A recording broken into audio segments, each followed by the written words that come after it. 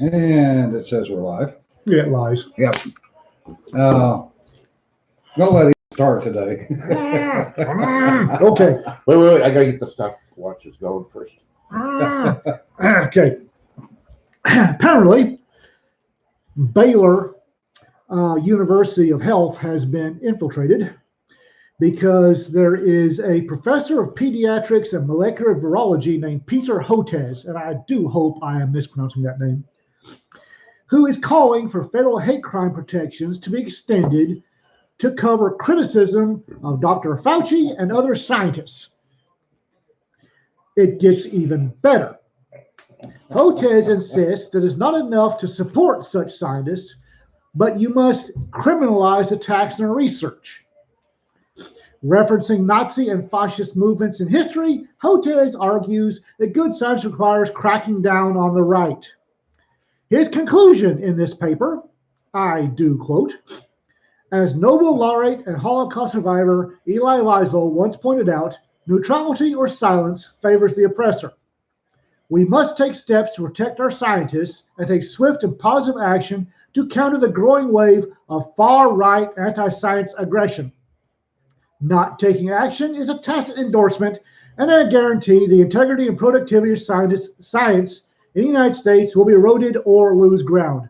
I hate to break the news to you, Skippy, but it's been eroded and lost ground for a lot longer than you've been around. Yeah. I just love the fact that not only does he see a problem, he identified who the culprit is. Oh, yes. Automatically, it's the right. Yeah. It's the right.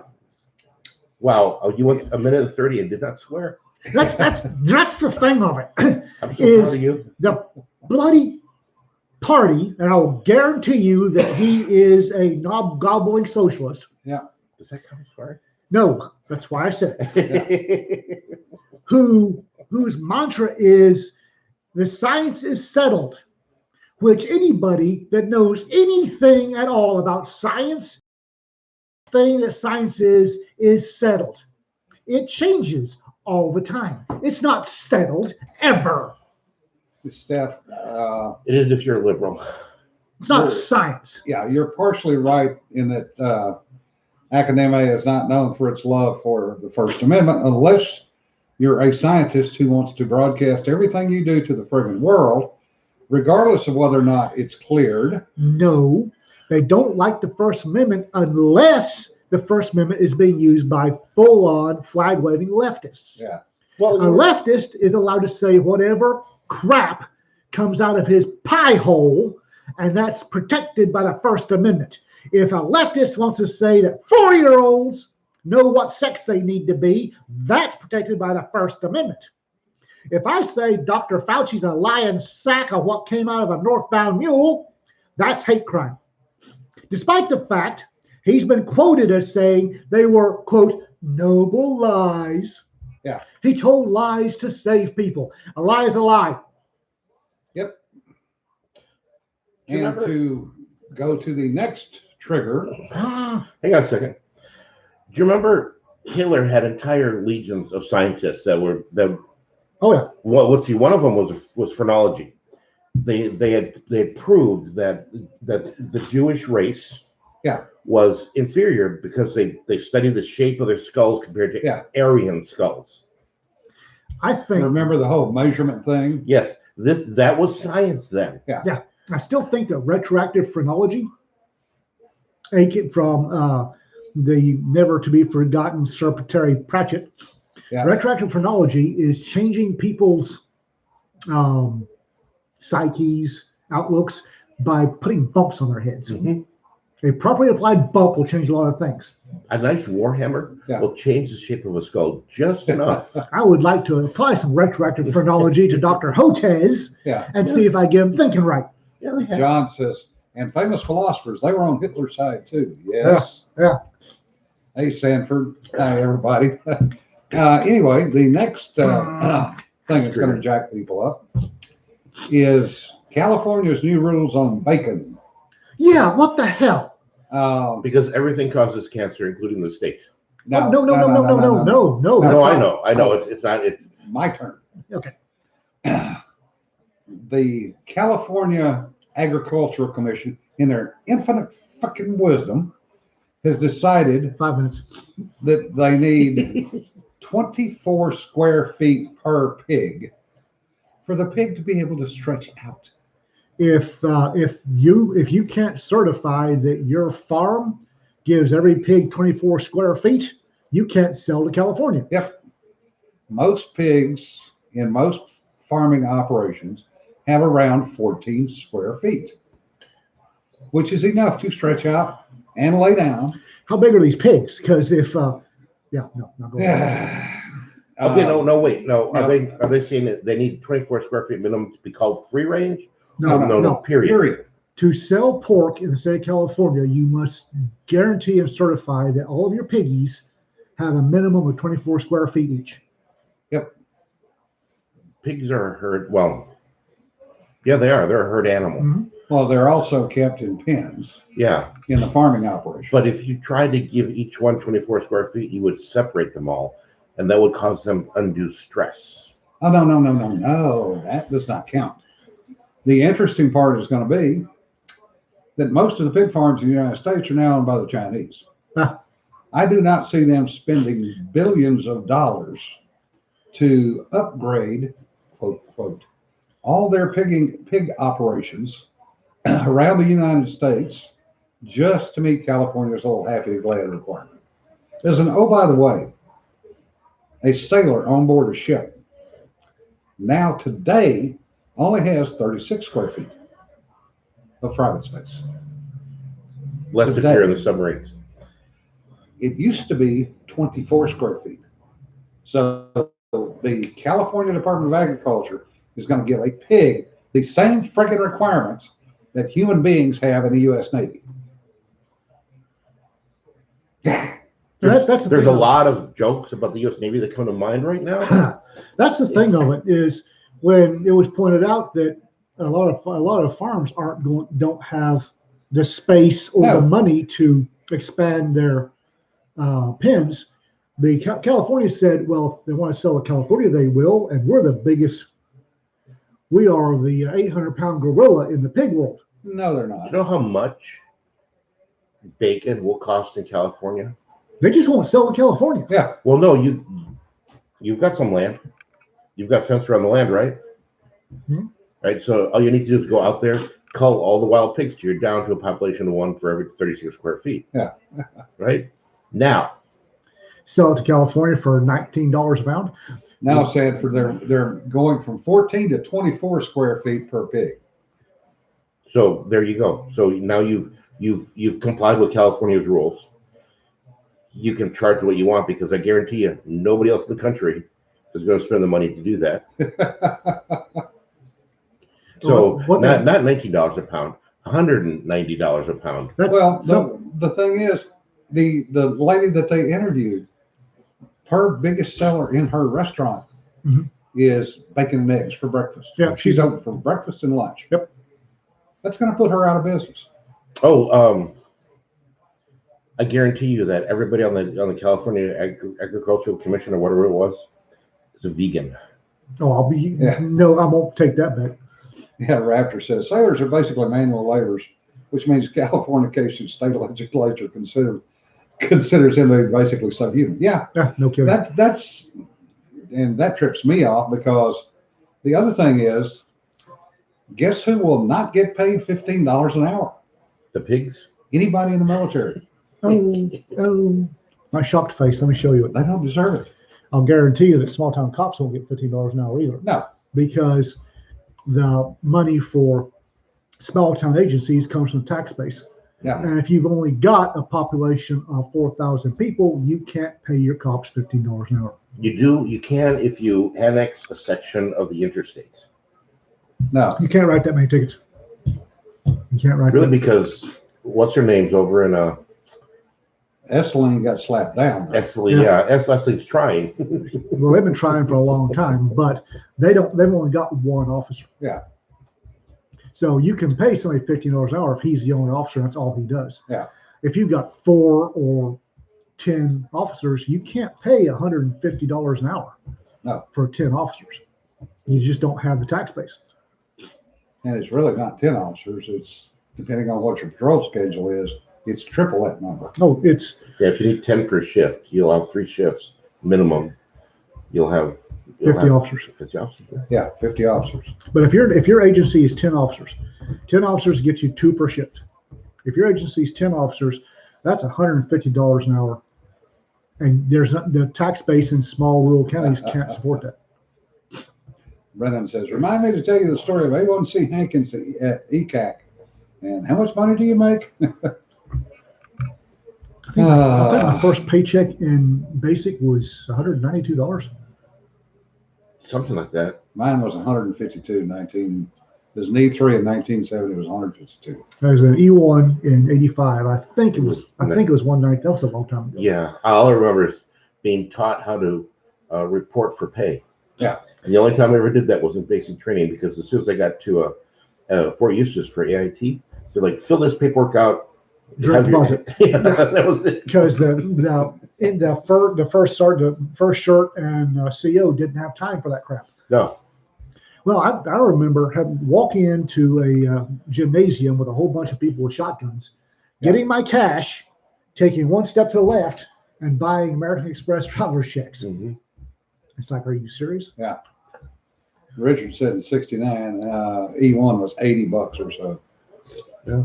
I know I made more in a weekend bartending than I did in a month from the Navy. Mm-hmm. Yeah. The interesting part was we would go in and you get paid and you would get a check and you would sign a check. You'd step to the next guy who would pay you in $2 bills. And I think my take home was $52 a paycheck. The rest of it went to taxes and savings and all that other crap. Yeah. But you get $2 bills, and you had 2 guys with a 45 and 1 guy at the door with a shotgun. Because there's a lot of money in there. I'm surprised you didn't get it in script. Well, American Express traveler's checks. Yeah. In certain parts of the world, you did get paid in script. Yeah. No kidding. I actually still have some script from Vietnam. For what it was, torching. That was about what it was worth. Oh, exactly. But it Made a decent ball roll. Yeah. it's bent off base, right? Yeah.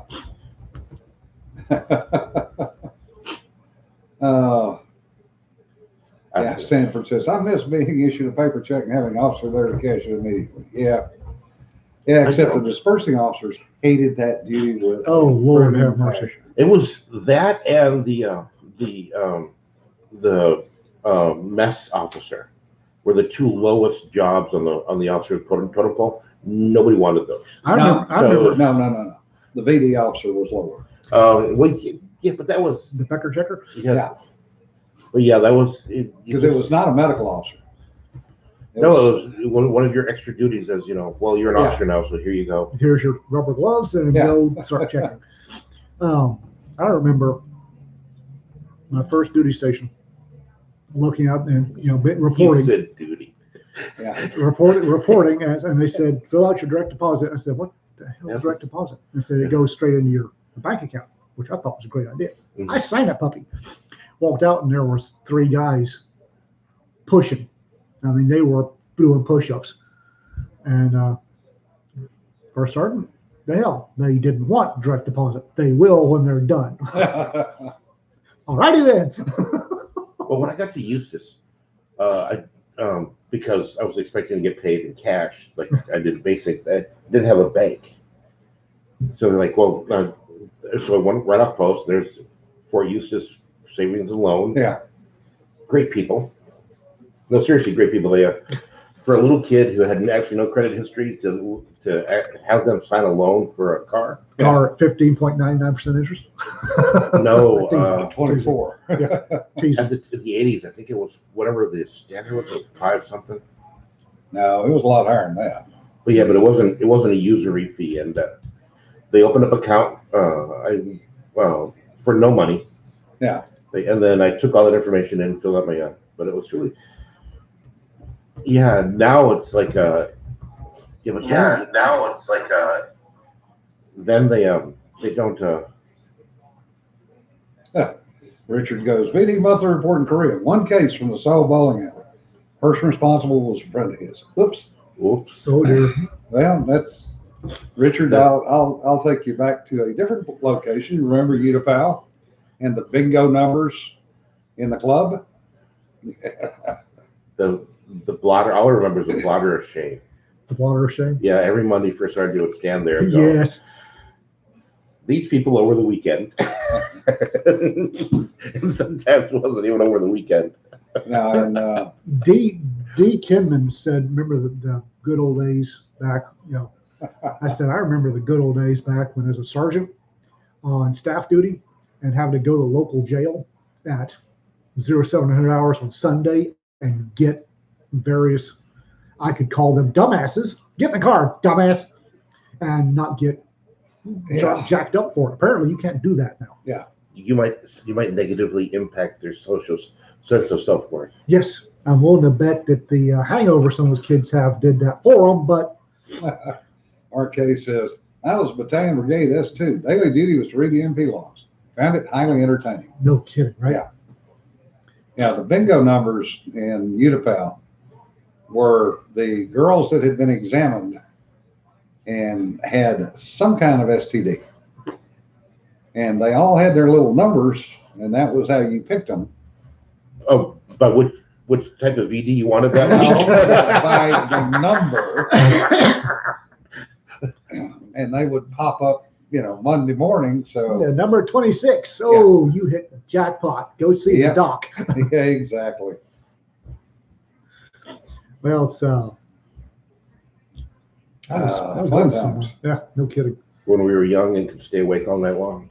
And thank God there were no cell phones Oh, and cameras. no kidding.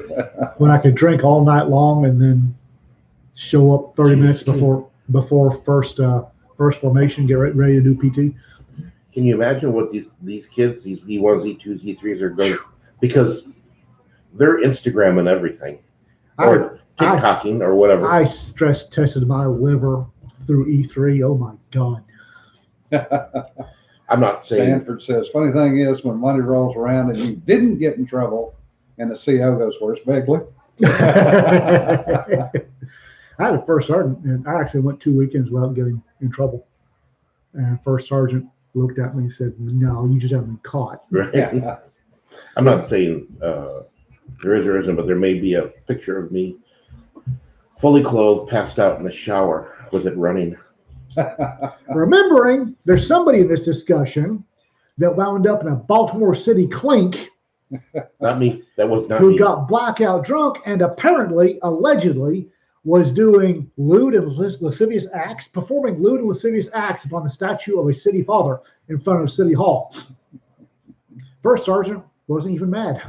I'm just impressed that you can climb up that high because those things are on pedestals. Yeah. Yeah. I don't remember it, but apparently I was doing something. Richard says, upcountry trip to Lamplight, stopped in the town for the night. Local tie had to call the next town to open the bars because the base had left closed 3 months earlier. So they closed all the bars. I remember morning jog in a fume of Bud Light. We had Brennan says, I have sadly fallen victim to social media while deployed. I was just fortunate enough to end up an Air Force MEM without repercussions. Oh, well done. Oh, well done. Well done. nice. They may not have known what was going on. There were 3 groups when we did PT in the morning. Geez, they're trying to friggin' drown each other. It's water polo. Look at that. There were 3 groups in PT every morning. Yeah. There was the fast group for jogging, the regular group for jogging, and then the drunks. Because the miasma of alcohol and beer coming off sweat. those. Yeah. Yes. Yeah. I could. The funny thing is, I know because I was in the group several times. A couple of times. Once I was in there once, Mom. The beer group ran longer because they wanted the sweat. Yeah. All out of you. You ran until the platoon sergeant couldn't smell booze anymore. That's I what know that because I did that to a couple of them. Sanford says, I was fortunate enough to never run PT in a fog of Bud Light because we had real beer in Germany. Yeah, you do have a point. It was funny because if you remember Sergeant Powell just walking down the squad line and going, you you. And All of y'all. And then he would march us all to the beer group, and then he would stand in formation for the beer group because he was just as blottoed. Man, in the 80s, like I said, I stress tested the hell out of my liver through E3. Yeah. And apparently these days, I mean, you show up for formation still drunk, you get dinged. Yeah. My entire cavalry squadron would have wound up on a report.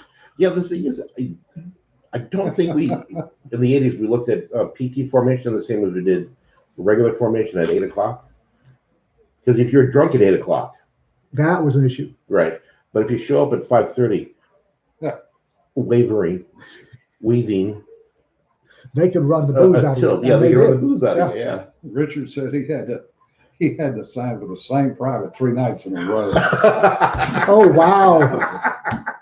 I didn't have to do that. That boy had to have been broke at the end of that weekend. Oh Lord have mercy! I can remember in Korea, I found one of my guys passed out drunk with his death grip on a beer mug in the Ville, and he was on a regular midnight pass. So I had to fireman carry him. First off, I had to pay the Korean gentleman for the beer mug because I couldn't get it out of his hand. There's 10,000 won, go away. And then I had the fireman carry this guy back to barracks. To barracks, yeah. So I fire him, and it was a half mile. It was not. And all I can remember is I get to the gate, and the fucking MP made me find his pass. Oh, Jesus. We're gonna watch me. We're gonna screw with this one. Yeah. And I'm like, I've got 30 seconds. I have to have them signed in by midnight. I was just, Brennan says fastest way to make E5 in the Air Force, go to Korea's D6. Yeah. That ain't no lie. No, I told you every one of my NCOs, E6 and up, got an Article 15 on a field problem. They were throwing MREs over the wall. And the kids were throwing bottles of soju back. So there's an entire GP medium tent full of blottoed NCOs. Oh, yes, the fun times. Not saying that I did anything like that over the years. Nope, not a word. No. Well, the awkward, we were in a stand-up inspection for the command sergeant major. So we were all in our class A's, right? And Sergeant Powell had the hash marks for service and the hash marks for good conduct. Uh-huh. Yeah. And the command sergeant major said, you have the wrong number of good conduct hash marks because there were fewer of them than there should have been for. He goes, nope. Again, the Sergeant Powell was like, no, they're correct, Sergeant Major. And there's this awkward silence.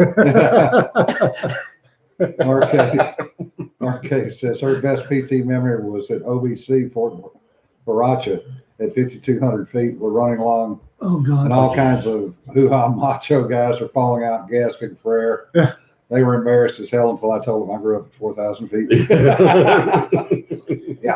Yeah, drunk at altitude is not fun. You get drunk faster. Yeah. And it stays longer.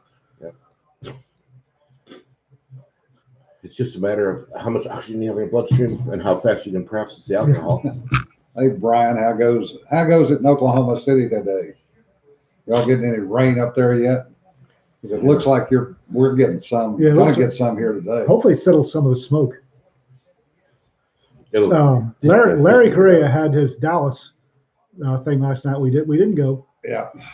He's on his way to New Orleans. Yeah. Oh, how did the tickets to get in thing go then? I don't know. Nobody's saying anything. No, apparently it was a rampaging success. But what amuses the hell out of me is all these folks that don't know Larry are all gushing about, oh my God, he's such a nice guy. Well, no shit. Yeah. He can be. No, that's right, Brian. I keep forgetting you're not in Oklahoma City. You're in Tulsa. Oh, Ned? Oh, yeah. God. Okay. Yeah, he's Tulsa. My apologies. But everybody, Larry can afford to be a nice guy because he's like 6'15". Yeah, well, he was a nice guy before he made. Yeah, but he's big enough that we knew him before he was. We knew him when he was a college student. Yeah, when he was just one more moderator at the high run, and he's been just he's been a sweetheart and always, oh my God, he's so nice. Yeah. Unlike the rest of us. I'm Yeah, not. but this guy's huge. Yeah, he's 6 foot something. And nobody's going to come up to him and try to pick a thing because he's Oh no, they're huge. always the little guys but with an attitude. They're going to try to pick a fight. Then all he has to do is put his hand on their forehead and keep them at arm's length. Eventually they get tired. Like Matt has done a couple of times. And Daryl Walton. Yeah. But yeah, so I mean, for him, the world is a nice place because everybody's, oh my God, I should be nice to this guy. He's it's not some of the crap he's had to pee and the online stuff. The online stuff is.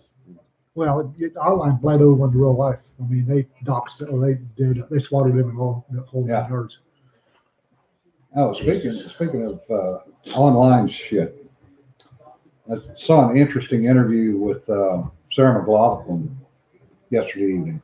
Which one, Sarah? The girl that just won the 400-meter high hurdles. Oh, okay. And set a new Olympic and world record at the same time. And they were asking her how she was so calm. And she said, because I've been off social media for 2 weeks. Oh, Zynga. Zynga. Yeah. Damn. Yeah. John says, yeah, he was there last night. Says, when you're that big, there's always people who call you out. And he grew up in Modesto, which is not a nice place to grow up.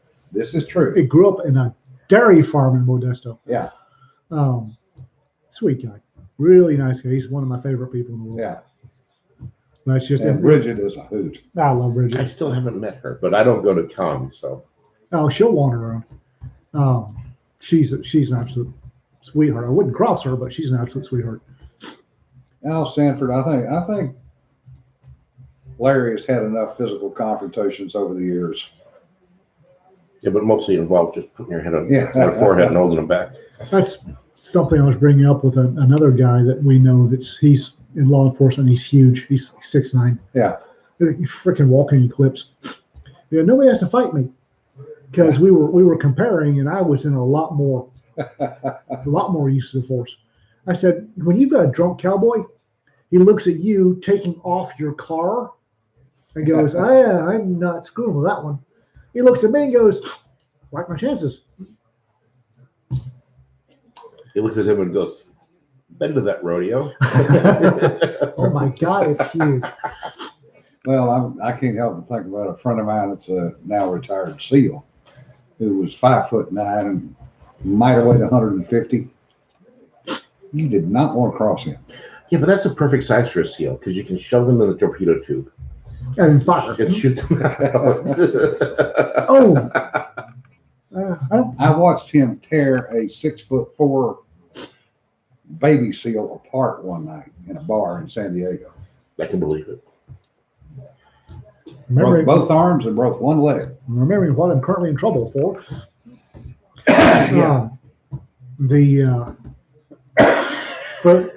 For those of you that were present last Tuesday, we were discussing, or I was discussing, learning to knife fighting from Craig Douglas and Kelly McCann.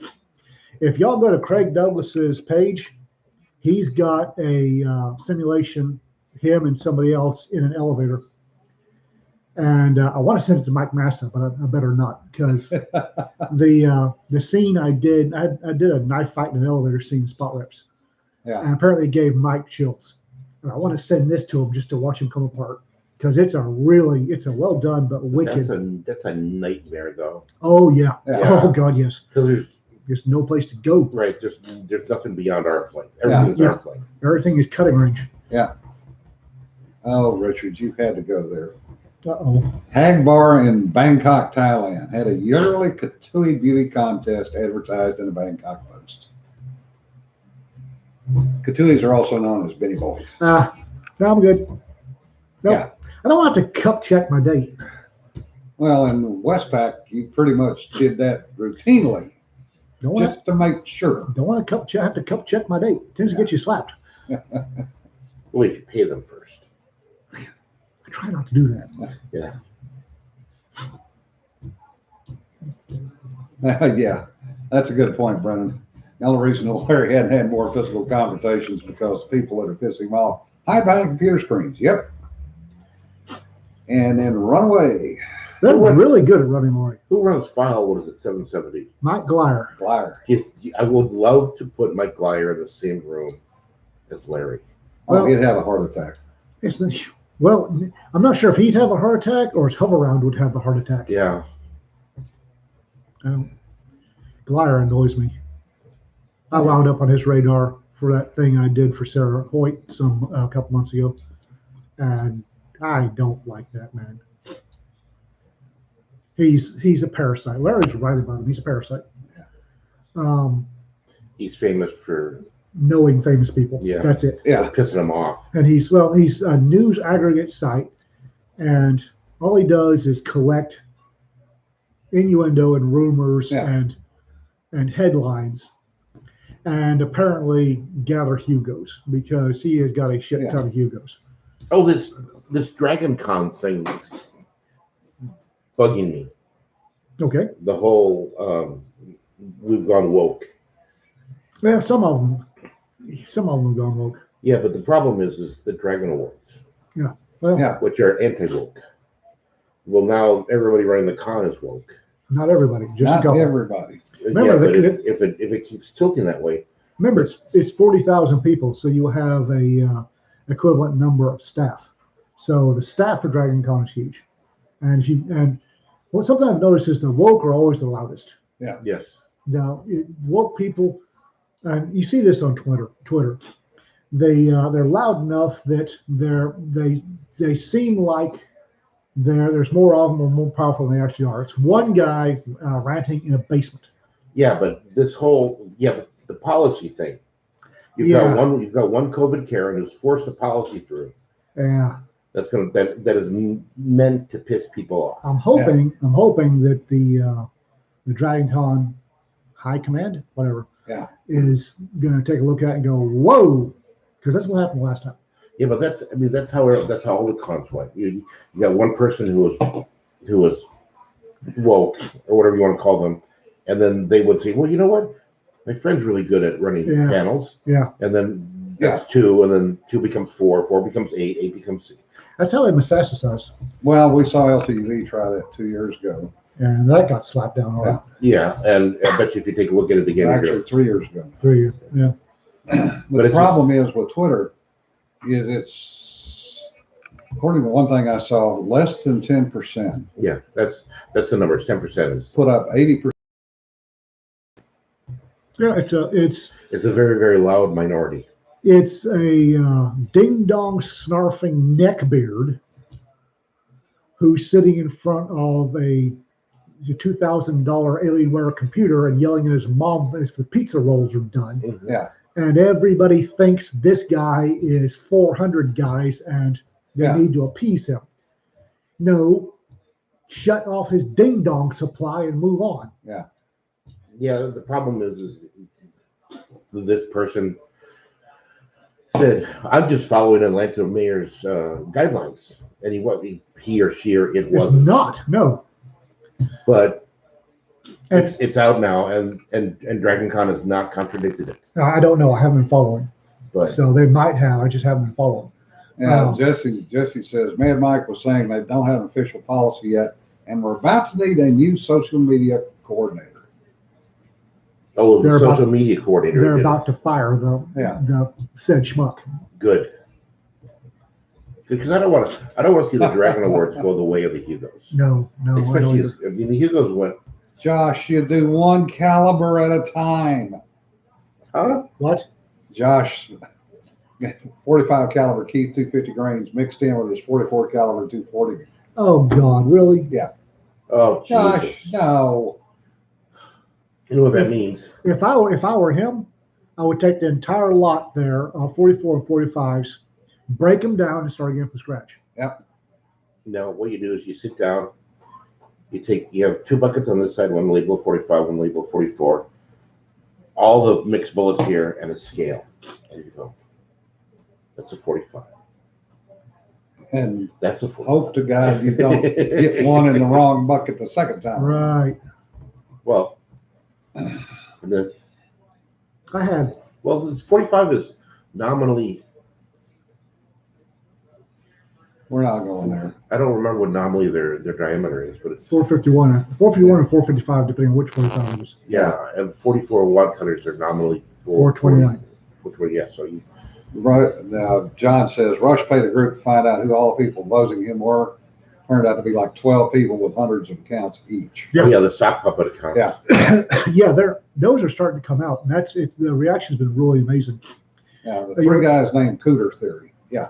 Yeah, you'll see every once in a while on Facebook, it'll be 9 or 12 or 16 Twitter screenshots in a grid, and every one of them says exactly the same thing. Yeah. Right, Oh yeah. right down to punctuation errors and spelling errors. Yeah. And it's all different people. Yeah, Josh. Old storage. You know, just like Jim said, 2 buckets and a scale, and think. I had a Think. Or you could use a caliper. I had a young lady. It's whatever kind of torture you want to put yourself through. I briefly had a young lady stay with me a long, long time ago when I was reloading, who did me a favor and took all of my half-empty jugs and put them in one. Yeah.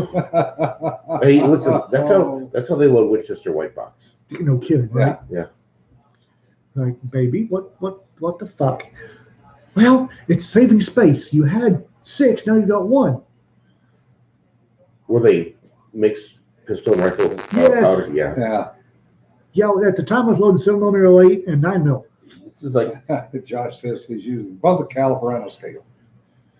That's dedication. 452 to 431. you know what? For home reloading, I don't blame him. I'm with him on this one because the last thing you want is to blow your fingers off or blow your nose off. So Or, and what's worse, destroy a really good firearm. yes. Yeah.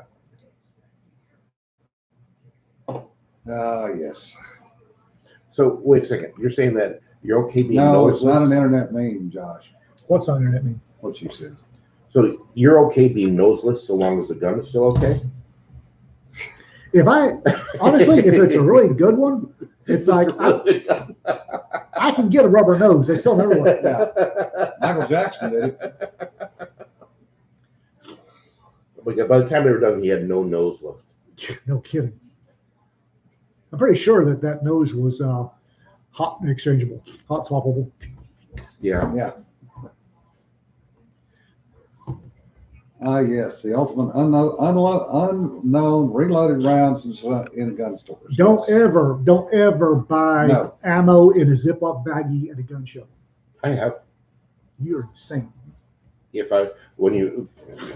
Back in the early days of Obama, if you wanted range ammo, that's all you had. I remember. What's worse is one of the guys at the range would pick up live rounds and you'd use them. Oh, yeah, Wow. I've seen that. Yes. So after a competition, he'd go through and pick up all the live rounds that are sitting on the ground. I'm just like, dude, no. He's like, yeah, it's cheap, it's free. I think I read something by Dean Spear. This was a long time ago. It said, "Don't ever use Ziploc baggie ammo from gun shows." I thought, what the hell? Yeah. So I bought one, and then I took my kinetic bullet puller and started taking them apart. And Yeah, you have to know and trust the guy you're buying the baggie ammo from. yeah, no. No, there were guys at the Tulsa. I can't think of his name now. There was a guy at the Tulsa gun shows, not the big one, Wanamaker, but the local ones, who I trusted as a reloader. So I had no problem buying his ammo. Yeah, but it's. But if you wander into Oh, look! I've got a bag of 50. Yeah, John Joe Ellis. Schmuckatelli. No, don't buy that stuff. Tuesday we almost did match, so that's why we decided to go differently today. And I'm sorry you have not had enough coffee for this visual. What? She does not like our shirts. What's She wrong with our wants us to shirts? coordinate it. well, first off, somebody should have taken an iron to one of them. Why? I'm retired. So I got the beard. we haven't gotten to the squad yet. Oh God. I don't even want to go there today. Okay. Yeah, we're happy now. I don't want to get all pissed off again because that squad. Yeah. Fucking morons. Oh wait, I'm getting pissed off. Okay, moving on. What's wrong with our shirts? John has not had enough coffee. Jonna, I'm getting a real. Oh, wait. It's August. Jonna says, I clearly need to work on improving the shirt quality after I get past Dickens. It's August 5th. I will have you know, Jonna, these are real Hawaiian shirts that I bought in Hawaii. I don't care. It's just, it covers up anything I hadn't, it breaks up the outline of anything underneath. And yeah. It's comfortable. Covers up the freckles. And the outline of anything hidden underneath, and it's comfortable. I do need to. It's August 5th. Where's Jonna right now? She's still in Oregon. She hasn't started? Oh, she's been. She started. She's been. She hasn't started. What I mean is she hasn't started driving yet? No. Josh says, I've got a pile of 30-30 to pull apart, loaded with Spitzers for bolt action, but they're a bit too hot. Oh. 30-30 Spitzers. For a bolt action. Bolt action. I don't know. I wish I had a 30-30 bolt action. I wouldn't load those in the lever. Oh, hell no.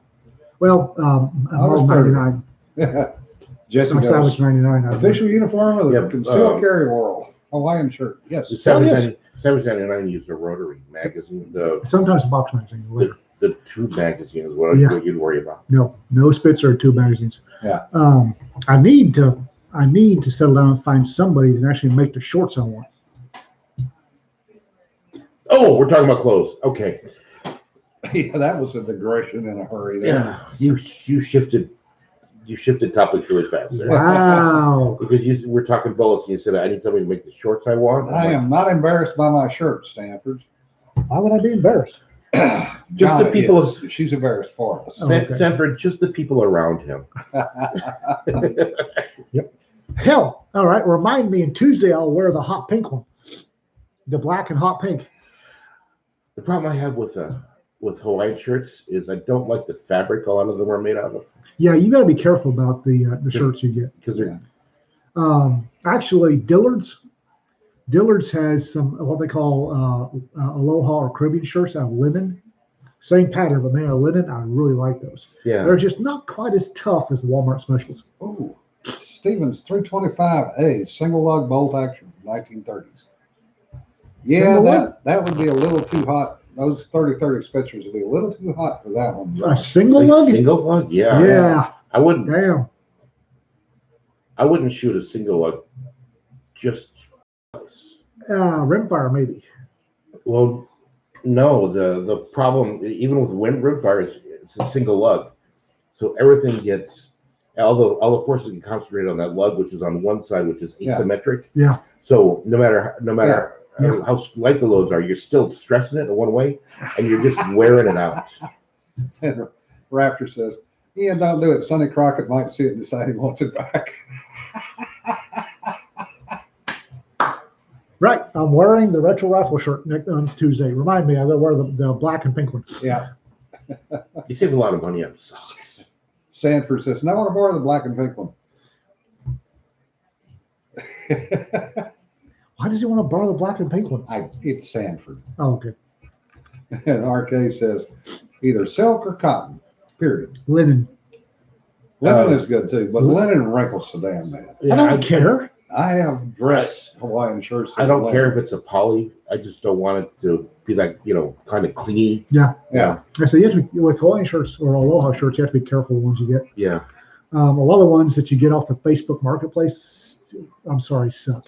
Mm-hmm. The reason I don't wear the black and pink, hot pink one that often is Because I have to walk. No. Seriously, you see what I'm wearing right now? You think the hot pink shouldn't bother me? It needs to be washed a couple more times. You were eerily reminiscent of 60s wallpaper in that thing. Thank you. Hey, Josh, I understand it's a family heirloom, but sometimes those family heirlooms need to not get shot. Yeah. Sometimes. Well, when they've been shot honorably and long, sometimes it's just put them on the wall. Mm-hmm. They've done their yeoman duty, put them on the wall. But if it's a 30-30, that's a single lug. Yeah. I'd be concerned with how the bolt is lining up now and what kind of microfractures you're looking at it around the lug. Well, Josh knows what he's doing, so I'm sure he takes all that into consideration. Yeah. It's just I collect, and to see something get beat to death and no longer collectible, That hurts me. Hurts my soul. Brian wants to know if you ever wear the Guayabaras. They, honest to God, they're comfortable, but they tend to be thin enough that when you move, you only print, but you can see. Yeah, the manufacturer. You actually see the manufacturer through the cloth. Yeah. And that's for no. By training and by nature, I don't want people to know I'm carrying until they see the flash, and then they're asking St. Peter what the hell happened. Surprise! Sanford says, I have a rayon one that's actually my favorite. Shrinking ice searing orange, but it attracts the ladies. Yeah. My favorite one is it was Van Gogh. It's a Van Gogh painting. Yeah, you had somebody make that for you. Yeah, I had to buy I had to get the cloth specially printed. Yeah. And so he made it for you. Yeah, so there's a $150 Hawaiian shirt. My current favorite is a Walmart special. So I've got two of them. I've got the Walmart special that's the black, yellow, and radioactive green. And you could hide a howitzer that nobody'd know. Yeah. Great. And the other one is that St. John's Bay, basically tiger stripe. Yeah. Because I can wear that and people go, well, you have side eyes when wearing that. It's great. Mm-hmm. I find a decent Rhodesian brushstroke Hawaiian shirt, but you find them in the back to the Rhodesian camo. They're the ones that they print with really cheap cloth. They just tacky as hell, tacky. Yeah, Brennan says, well, I wear a duster everywhere, which he does. If I was up where it was a little cooler, I'd be wearing a duster too. Yeah. Nice thing about a duster is you can hide a howitzer. Yes. And I've hidden. it will not print. I've hidden a lever action 30-30 under. Yeah. Walked into the Bucket of Blood Saloon in north of Bug Scuffle, Texas, and they didn't realize I had a 30-30 because I was done with their crap.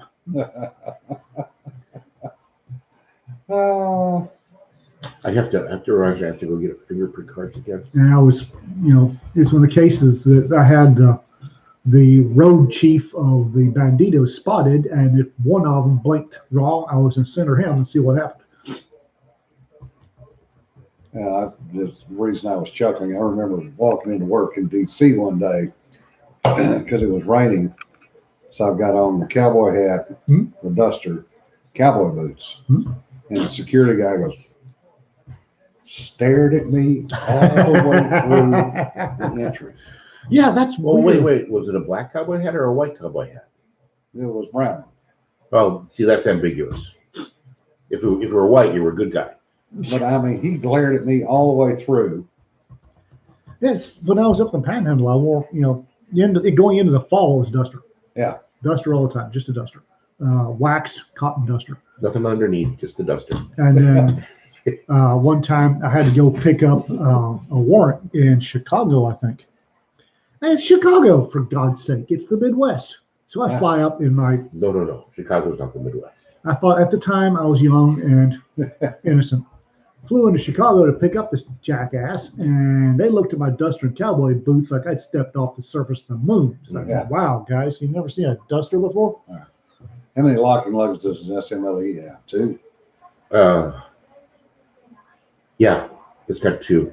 The early, the SMLE, don't shoot me for this, it's kind of based on the Mauser. Oh, yeah. So it's got 2 locking lugs in the front, which was an important development because it used to be the old 71s had 1 lug in the back, but it was black powder. And then they invented smokeless, and they realized that wasn't enough. The 88 had 2 lugs and a 3rd lug in the back, and still had problems because metallurgy was wrong. So when the 92 came out, the Mauser yeah. So the strongest lockup Mauser found was at least 2 lugs in the front. That makes sense. Yeah, Brian says, Joey, I hate the Banditos. One tossed a Molotov cocktail in my sister's car, parked under a bedroom window in the 1980s. Yeah. Trying to burn both the car and the house down. Nice. Yeah. Banditos and I don't get along. What the hell were you doing wearing a duster in Qatar? Why did you need a duster in Qatar? You don't. At night? No, it's not that friggin' cold over there. Qatar's right on that great huge heat sink known as the Arabian Gulf. Yes. Okay. I mean, if you are in the deep desert away from the coastline, it gets cold. On the coastline, Yeah. Those friggin' heat sink, all that water, it stays warm. Yep. Oh, that's how you. Okay, I want to see this Air Force meme. You got to send that one to me, Brendan. Oh God. Apparently, that's how you ended up in the Air Force meme. Oh. Oh God. Josh says, I seem to remember a different bolt head on the number 4 Mark 1. Don't. I'd have to pull my number 1 and my number 4 out and see. But I don't think the bolt changed. Yeah, it's immaterial. 100 years, nobody don't care. Hold on. Yeah. Well, the thing is, they were using a Mark 7 303 in World War I. Right. And I'm not sure they weren't still using a Mark 7 in World War II for the round. And I could see the round, if the round changed, the bolt head would change. Because they changed the 303s. I'll stop now. Yeah. Because you've gone over everybody's heads for about 2. I'm sorry. I'm a history geek. Yeah. I did have some fun this morning with my blog post, though, Oh God. with Throwback Thursday. Okay. We were doing some testing back in the early 90s off of Diablo Canyon Nuclear Power Station Okay. with blue whales. And one of our scientists was up flying taking pictures and got a photo opportunity of a blue whale next to our. I saw that. I saw that. Yeah. No. No. Oh, the fun part was the guys in the 10-foot ribs that would go out and run up on the back of the whale and reach over and stab them with a TDR that was glued on for 48 hours and then try to get back off before the whale flipped them off. See, I'm used to being not the largest thing in the food chain, but not by that degree. Well, they only run about 100 to 150 feet long and 150 tons. Exactly. I just love the fact that it was school time for Mama Whale. Yeah. Because she brought her calf up and she's showing the calf, these are what boats are. Yeah. And that's the asshole. The little itty bitty things on it, those are people. They're assholes. They're what's making all the noise. I mean, they did. The mother and a calf came up. We were on the lower back deck, about 6 feet off the water line, smoking a cigarette. And this head comes out of the water. And then this littler head comes out of the water. Oh, those are crunchies. Yeah, and they're both sitting there cocked up looking at us. They're blue. They didn't look at people as crunchies because yeah, they're baleen whales. They're filter feeders, and literally their throat is not big enough for a human to pass through. Yeah. Yeah, but when you hit one with a tail, when you hit one with a tail the size of a, well, the tail obviously will they go crunch. Yeah, they do dive as deep as 3,000 feet to eat krill, and they will literally change their dive pattern depending on where the krill are. Well, you have to. That's what they eat. Yeah. They also sleep vertically, which is really interesting. Yeah. It's really weird. Well, all I do is take a breath and, Yeah, but they're underwater vertical. Yeah. And they sleep in shifts. Yep. Don't they sleep with half their brain, or is that a different marine mammal I'm thinking I of? remember, but I do know. I think the whales do that, but I don't know if it's blues. John says, you scuba dive a lot. Nothing like coming face to face with a fish bigger than you are. Yep. Yes. Yes. Nope. Especially a carnivorous fish bigger than you are. That's. No, the ones that freak me out the most, I think they're called sunfish. The great huge stupid plates? Yeah, they're like the head of a fish. Remove the body, stick the tail back, stick the tail on. Yeah. Mocha. I don't know. Sunfish. Those things are freaking huge. And they're disgusting. Brennan says, coming from the son of a commercial fisherman, I hate whales. They pick all the halibut off our log lines. Hey, you're giving them appetizers that are easy. Oh, look. Yeah. The buffet has arrived. And then they ram the boat. It's like, hey, yeah, where's the rest of dinner? Hey, asshole. Yeah. Cough up. I know. It's I heard the Kung Pao. yeah, Brennan, they can be pricks, no question. But I have this mental image of a blue whale in a Karen haircut. Hey, I ordered a Kung Pao chicken. yeah. Kung Pao chicken. Oh God.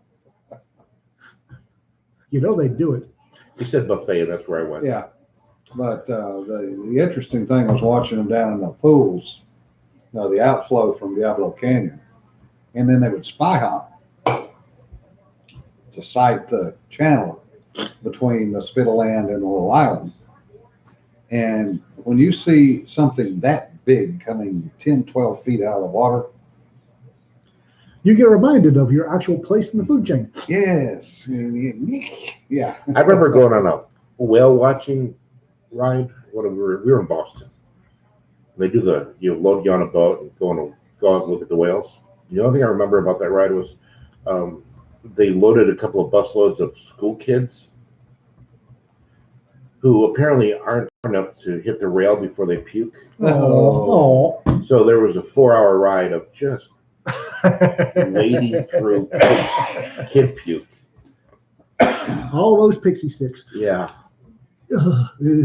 No. The start of it was funny because the kids were daring each other to sit down and stare out at the horizon. Oh, really? They really Kids. Kids. They'd be like,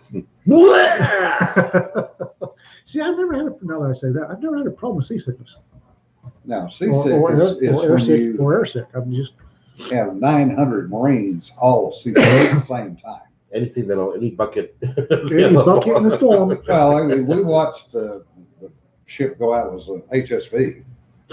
We watched it leave Naha early in the morning. We'd been watching the weather, and that's why we were still sitting in port, because it was starting to get up out. And they rounded the southern tip of the island, hit Sea State 4, and started taking belly slaps on the swath hole. And about 3 hours later, they pulled back into port. Like, something break.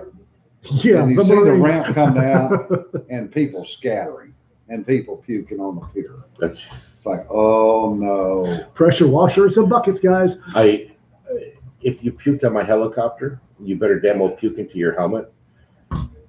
And then we went to the new Nazi helmet, and that didn't work because it wasn't a separate liner anymore. Yeah. Well, they were cleaning on that boat for 2 weeks. Oh, I can believe it. I've never been airsick or seasick. I've been through some really hairy stuff, and it just doesn't bother me. After apparently one guy started it, and Well, he was a projectile puker. There you go. Then the 900 sympathy puker. And then it just ran through the whole boat. I wouldn't want to be the guy that found that odd fire bucket in the corner of nowhere that had been sitting there for 2 weeks with puke in it. Oh, The master of that ship had come from 1,000-foot tankers. He was a former skipper for Exxon on the super tankers. Came down to run the HSV because he thought it was a neat boat and very neat properties. He said he came back in off of that. We could see both doors open on the bridge.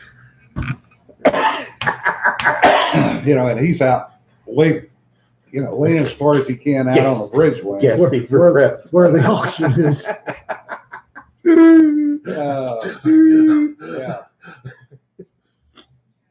Yeah, it was ugly. Yeah, I didn't used to be a sympathy puker. Yeah. Used to, I could watch somebody puke and eat, beef stew and watch it.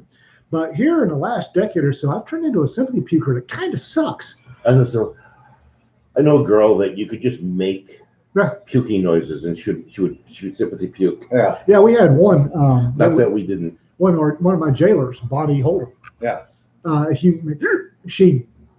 I discovered I was sympathy puker because I was feeling evil and I did that, and she yarked, and then all of a sudden I'm yarking. It's like, what the hell? That's all your laugh. What the hell? Well, the worst part of it is when you're out in a bad sea state and you're trying to sleep.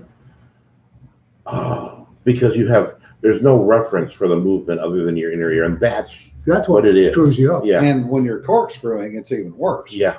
So, It's just constant motion. Yeah. But nothing is moving. Yeah.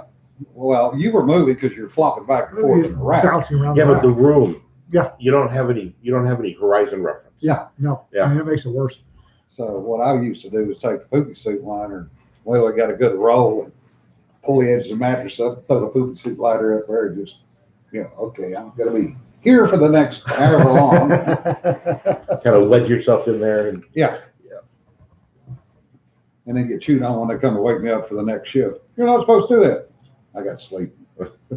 I ain't got to sleep. Y'all didn't. Moving on. The worst problem, though, I swear to God, was coming back off of that deck and trying to take a shower in the barracks, and it wasn't moving. because you had sea legs. Yeah. Yeah. Oh, I came off. my guts out in that damn shower. Yeah, they used to a lot of the old stories just talk about whalers coming back. Yeah. And they would be on land and they'd be weaving. Oh yeah, Because you do. You weave down the pier. I took a dowel from a little North African fishing. Sorry, fishing ladies. vessel. I took a dowel from from Libya to Malta. Yeah. And it took a couple of days. And when I got off the pier at Malta, I almost fell over. Yeah. I got on this ancient stone pier, and it's like, what the hell? why is it moving? Got a hold of somebody, and they're going, "You okay?" I don't know. I'm sorry, ladies. We did not intend to make y'all sick. Oh, simply keepers. Yes, we did. That was my intention. Well, we Oh, shit. wasted another hour of your time, and I think we'll sneak away quietly now. Be safe, folks. Have as good a weekend as you can. And remember, don't sweat the petty stuff. Don't pet the sweaty stuff. Be safe, guys. And stay safe. Bye.